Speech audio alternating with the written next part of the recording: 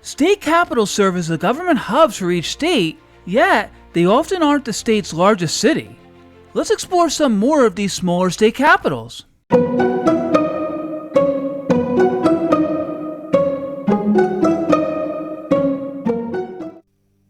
This past August and last October, I did videos on some of the smaller state capitals in the United States.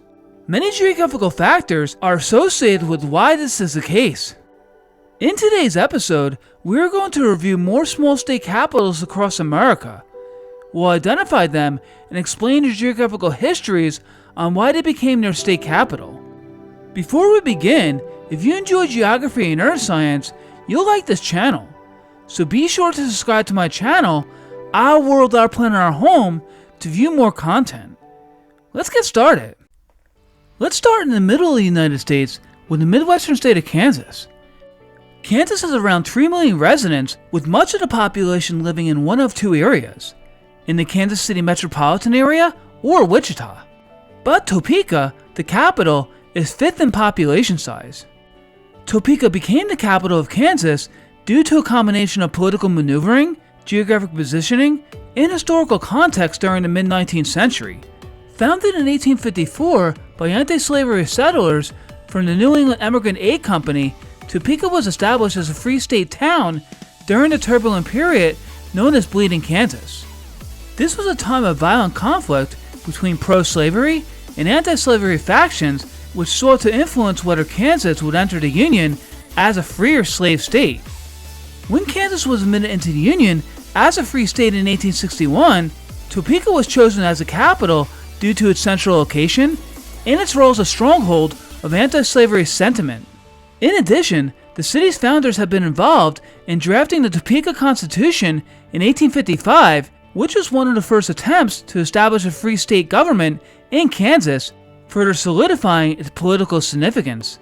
Today, Topeka remains the capital of Kansas, despite its smaller size and stagnated population growth. Still, the city has a moderately large economy, with many residents employed by the state of Kansas, along with other public and private enterprises. In the southwestern United States, New Mexico is a relatively small state in terms of population, with Albuquerque being the largest city. Santa Fe is the capital of New Mexico, a distinction it holds due to its rich historical significance and strategic location. Founded in 1610, it is one of the oldest cities in the United States and served as the seat of government for the Spanish colony of Nuevo Mexico. Its status as a capital was reaffirmed after New Mexico became a U.S. territory in 1850, and later when it was granted statehood in 1912. Santa Fe's location in the central northern part of the state made it a practical choice for a capital, as it was accessible to the majority of the population at the time. Additionally, the city's unique blend of Native American, Spanish, and Anglo cultures, along with a significant role in the trade routes like the Santa Fe Trail, further solidified its position as a political and cultural heart of New Mexico. Heading east, there are quite a few small state capitals. New York State has nearly 20 million residents, ranking in fourth in population, and is home to New York City, the nation's largest city, with over 8 million residents. But upstate, Albany, the capital, is ranked 6th in population with a little over 99,000 residents. The decision to make Albany the capital dates back to the late 18th century. At the time, Albany was strategically located as a central hub along the Hudson River, making it an ideal location for governance, trade, and communication. Its position made it accessible to various parts of the state, which was crucial for lawmakers who needed to travel from their home districts.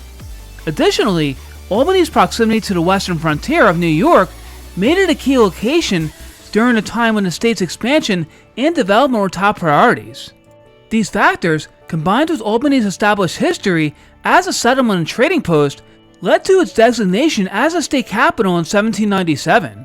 While New York City went on to become the financial capital of the US and the world, Albany's central locational importance made it the perfect choice for the seat of government of New York State.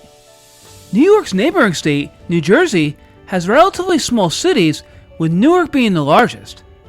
But Trenton, the capital, is ranked 10th in population with almost 91,000 residents. Trenton's central location played a key role in its designation, making it easily accessible to residents across the state. But, more importantly, Trenton holds a significant place in American history. It was the site of the pivotal Battle of Trenton during the Revolutionary War, where George Washington's army achieved a crucial victory. After the war, Trenton was briefly the national capital of the United States in November and December of 1784. The city was considered as a permanent capital for the new country, but the southern states favored a location south of the Mason-Dixon line. But this historical importance, coupled with its location along the Delaware River, made it an ideal choice for a state capital. The city was officially named the capital of New Jersey in 1790, as New Jersey sought a centrally located and historically significant seat for its government. Trenton's rich history and its central position within the state continued to underscore its importance as New Jersey's capital today. West of New Jersey, Pennsylvania is the 5th largest state in population with just over 13 million residents, and the state has large cities such as Philadelphia and Pittsburgh. But the state capital of Harrisburg is ranked 15th with only 50,000 residents. Harrisburg may not be as well known as Philadelphia or Pittsburgh, but its designation as Pennsylvania's capital is rooted in both deliberate and historical reasons. Harrisburg's central location in the state made it an accessible choice for legislators and citizens alike, a key factor in the early 19th century when travel was more challenging. The city's position along the Susquehanna River also made it an important transportation hub, facilitating trade and communications across the region. Additionally, Harrisburg played a significant role during the American Civil War, serving as a major transportation center for Union troops. The city was officially named the state capital in 1812 after the government decided that a more centrally located and defensible city was necessary. Today, Harrisburg remains an important political and cultural center in Pennsylvania, and its status as the capital is a reminder of its historical significance and strategic importance. In the Mid-Atlantic, the state of Maryland is densely populated, and much of its population lives within the Washington-Baltimore Combined Statistical Area. On the shores of the Chesapeake Bay, Annapolis, which is part of this area, is ranked 7th in population in Maryland with nearly 41,000 residents. Chosen as the province capital in 1694, Annapolis is ideally located along the Chesapeake Bay, making it a crucial port and center of commerce during colonial times. Its significance grew as it became a meeting place for important political and social gatherings, including serving as a temporary capital of the United States from 1783 to 1784, where the Treaty of Paris was ratified, officially ending the Revolutionary War. The city's historic charm, coupled with its central location between major cities like Baltimore and Washington, D.C., made it an ideal choice for the state capital. Annapolis is also home to the United States Naval Academy, further cementing its importance in both state and national history. Today, Annapolis remains a vibrant political and cultural center, embodying the colonial legacy and maritime heritage that have defined Maryland for centuries. As you can see, state capitals don't always have to be large metropolises. Many of them, even within large states, are modestly sized communities which are important in their own unique way, especially governmentally. That concludes this week's episode. Thank you so much for watching. I hope you enjoyed it. If you'd like to leave your feedback, please do so in the comment section below. And remember to subscribe to my channel, Our World, Our Planet, Our Home, if you want to learn more about geography and earth science. Until next time!